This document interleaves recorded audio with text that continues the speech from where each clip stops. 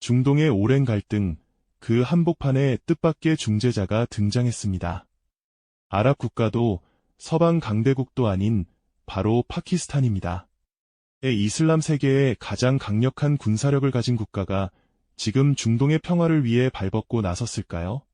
그 질문에 답하기 위해 우리는 먼저 중동이라는 땅의 깊은 상처부터 살펴봐야 합니다.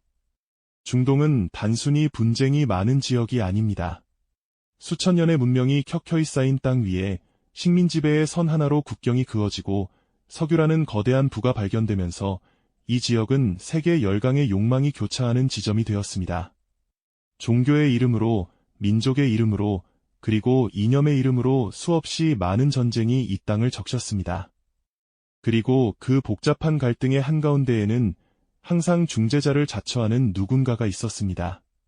미국이 그랬고 유럽이 그랬으며 때로는 아랍연맹이 그 역할을 맡기도 했습니다. 그런데 문제는 그 중재자들이 대부분 실패했다는 것입니다. 왜 실패했을까요? 이유는 단순합니다. 진정한 중재자가 되기 위해서는 모든 당사자에게 신뢰를 받아야 합니다. 그런데 미국은 이스라엘의 강력한 동맹이었고 이란의 입장에서는 결코 공정한 심판이 될 수 없었습니다. 유럽은 식민 지배의 원죄를 안고 있었고 아랍연맹 내부에서는 사우디아라비아와 이란 사이의 종파 갈등이 그대로 반영되었습니다. 결국 중동에는 거대한 외교적 공백이 생겨났습니다. 모두가 중재를 원하지만 아무도 그 역할을 맡기기에 충분히 신뢰할 수 없는 상황. 바로 그 빈자리에 파키스탄이 조용히 발을 들여놓기 시작했습니다. 파키스탄이라는 이름을 들었을 때 여러분의 머릿속에 어떤 이미지가 떠오릅니까? 아마도 인도와의 분쟁, 탈레반 문제, 경제적 어려움 같은 단어들이 먼저 떠오를지도 모릅니다. 그런데 조금 다른 각도에서 파키스탄을 바라보면 놀라운 사실들이 드러납니다. 파키스탄은 세계에서 5번째로 큰 군대를 보유한 국가입니다. 핵무기도 있습니다. 인구는 2억 3천만 명을 넘어 세계에서 가장 큰 이슬람 국가 중 하나입니다. 그리고 결정적으로 파키스탄은 이란과도 사우디아라비아와도 동시에 관계를 유지해온 거의 유일한 무슬림 국가입니다. 이것이 왜 중요한가요? 중동 갈등의 핵심 축 중 하나는 수니파 이슬람의 맹주를 자처하는 사우디아라비아와 시아파 이슬람 혁명의 기치를 높이든 이란 사이에 수십 년에 걸친 대결 구도이기 때문입니다. 이 두 나라 사이에서 동시에 신뢰를 얻을 수 있는 국가는 극히 드뭅니다. 파키스탄은 그 드문 위치에 있습니다. 파키스탄과 사우디아라비아의 관계는 뿌리가 깊습니다. 사우디는 파키스탄의 가장 중요한 경제적 지원국 중 하나였고, 파키스탄은 사우디 왕실의 안보를 지원하기 위해 군사 고문단을 파견해왔습니다. 실제로 1980년대부터 파키스탄 장교들이 사우디 군대의 훈련을 맡아왔으며, 이 군사적 유대는 단순한 협약을 넘어 깊은 인적 신뢰로 이어져 있습니다. 한편 이란과의 관계도 단순히 적대적이지 않습니다. 파키스탄과 이란은 수백 킬로미터의 국경을 맞대고 있고 파키스탄 내에는 상당한 규모의 시아파 무슬림 공동체가 존재합니다. 양국 사이에는 오랜 문화적, 언어적 연결고리가 있으며 파키스탄은 이란과 무역관계도 유지해왔습니다. 물론 이란 내 반파키스탄 감정이나 파키스탄 영토를 통한 테러, 단체 문제 같은 긴장도 존재하지만 그럼에도 두 나라는 대화 채널을 유지해왔습니다. 파키스탄은 이 두 갈래의 관계를 활용하여 중재 외교를 펼쳐왔습니다. 가장 잘 알려진 사례 중 하나는 2016년으로 거슬러 올라갑니다. 사우디아라비아가 시아파 성직자 세이크 님르 알님르를 처형한 후 이란 시위대가 테헤란의 사우디 대사관을 공격하면서 두 나라는 단교 직전까지 내몰렸습니다. 이때 파키스탄은 즉각적인 중재 의지를 표명하며 양국 사이를 오가는 셔틀 외교를 시도했습니다. 당시 파키스탄 총리와 육군 참모총장은 직접 리야드와 테헤란을 방문하며 긴장을 낮추려 노력했습니다. 그리고 2023년 중국의 중재로 이란과 사우디가 관계 정상화에 합의했을 때 많은 사람들이 이것을 중국의 외교적 승리로만 기억합니다. 그러나 그 무대 뒤에서 파키스탄이 수년간 쌓아온 양측과의 신뢰관계가 일정 부분 기반이 되었다는 분석도 있습니다. 어떤 외교적 성과도 진공 상태에서 만들어지지 않는다는 사실을 우리는 기억해야 합니다. 예멘 내전에서도 파키스탄의 역할은 흥미롭습니다. 2015년 사우디아라비아가 예멘의 후티 반군을 겨냥한 군사 동맹 구성에 파키스탄의 참여를 강하게 요청했을 때 파키스탄 의회는 이를 거부했습니다. 파키스탄이 사우디의 전쟁에 직접 뛰어드는 것은 이란과의 관계를 완전히 단절하는 것을 의미했기 때문입니다. 이 결정은 사우디를 실망시켰지만 동시에 파키스탄이 어느 한쪽에 완전히 기울지 않겠다는 독립적 외교 노선의 신호이기도 했습니다. 파키스탄이 이처럼 중재 외교를 강화하려는 데에는 순수한 평화주의적 동기만 있는 것은 아닙니다. 냉정하게 말하면 파키스탄에게 중동은 생존과 직결된 공간입니다. 파키스탄 경제는 중동 국가들에서 일하는 수백만 명의 이주 노동자들이 보내오는 송금액에 크게 의존하고 있습니다. 사우디아라비아와 UAE에 거주하는 파키스탄 노동자들이 본국으로 보내는 돈은 파키스탄 GDP의 상당 부분을 차지합니다. 중동이 불안정해지면 파키스탄 경제도 직격탄을 맞는 것입니다. 또한 파키스탄은 극심한 경제난 속에서 중동 국가들의 투자와 지원이 절실합니다.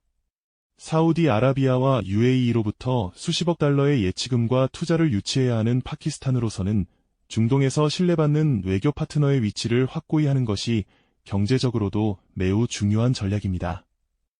이처럼 파키스탄의 중동 외교는 이상과 현실이 교묘하게 얽혀있는 복잡한 방정식입니다. 그런데 여기서 우리가 반드시 짚어봐야 할 것이 있습니다. 파키스탄의 중재 능력을 가로막는 심각한 내부적 제약들입니다. 파키스탄은 지금 심각한 경제 위기 속에 있습니다. 외채 상환 압박, 높은 인플레이션, IMF 구제금융에 의존하는 불안정한 재정 상황, 국내 정치는 군부와 민간 정부 사이의 긴장, 전직 총리의 수감, 반복되는 정치적 혼란으로 몸살을 앓고 있습니다. 이런 내부 상황은 파키스탄의 국제적 신뢰도와 외교적 집중력을 약화시키는 요인으로 작용합니다. 자국 문제도 해결 못하는 나라가 어떻게 다른 나라의 평화를 중재할 수 있겠냐는 비판의 목소리도 있습니다. 인도와의 관계도 파키스탄의 외교적 행동 반경을 제한합니다. 파키스탄이 중동에서 영향력을 키울수록 인도의 시선은 더욱 날카로워집니다. 인도 역시 중동과 깊은 경제적, 외교적 연결고리를 가지고 있으며 파키스탄의 중동 영향력 확대를 곱게 보지 않습니다. 카슈미르 분쟁, 핵 억지력 경쟁, 국경 긴장 등 인도-파키스탄 관계의 구조적 적대감은 파키스탄이 국제 중재자로서 더 큰 역할을 맡는 데 있어 항상 발목을 잡는 요소입니다. 그렇다면 이 모든 어려움에도 불구하고 파키스탄의 중재 노력은 중동 정세에 어떤 변화를 가져올 수 있을까요?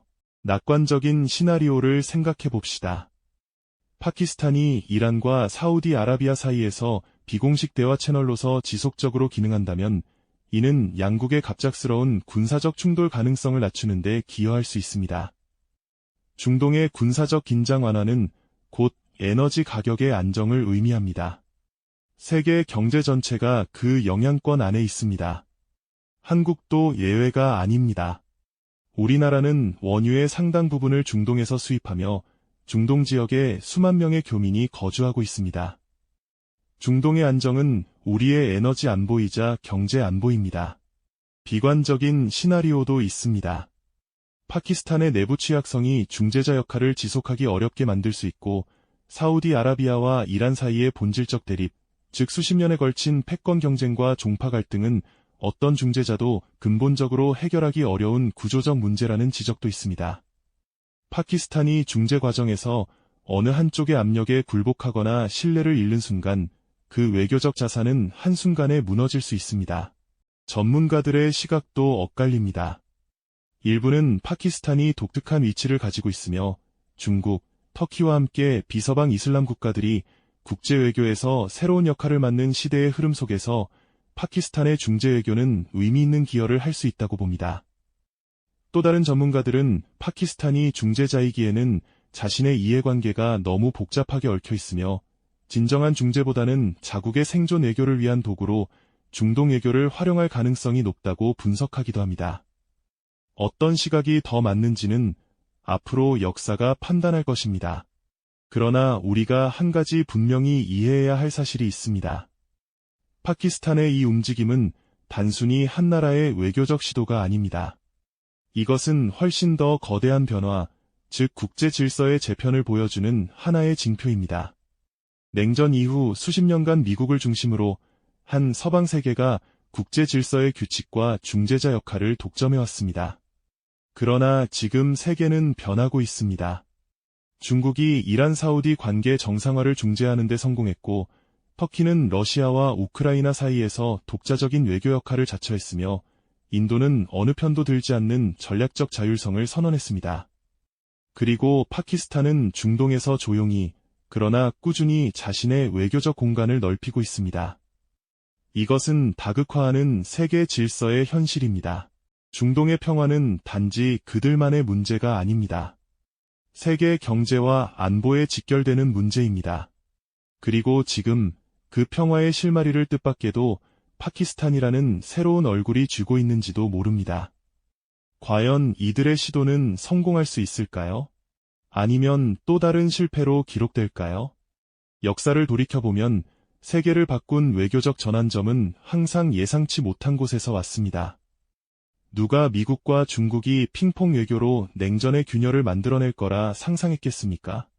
누가 오슬로의 조용한 숲속 별장에서 이스라엘과 피에로가 악수를 나눌 것을 예측했겠습니까? 중동의 모래바람 속에서 피어나는 새로운 외교의 꽃, 그 꽃이 진짜로 피어날지 아니면 뜨거운 사막의 열기 속에 시들어버릴지 우리는 아직 알 수 없습니다. 다만 한 가지는 분명합니다. 세계의 화약고에서 전쟁 대신 대화를 선택하려는 시도는 비록 불완전하고 이해관계가 뒤섞여 있다 하더라도 그 자체로 이미 하나의 용기 있는 발걸음이라는 사실입니다. 그리고 그 발걸음이 어디로 이어지는지는 우리 모두가 함께 지켜봐야 할 이야기입니다.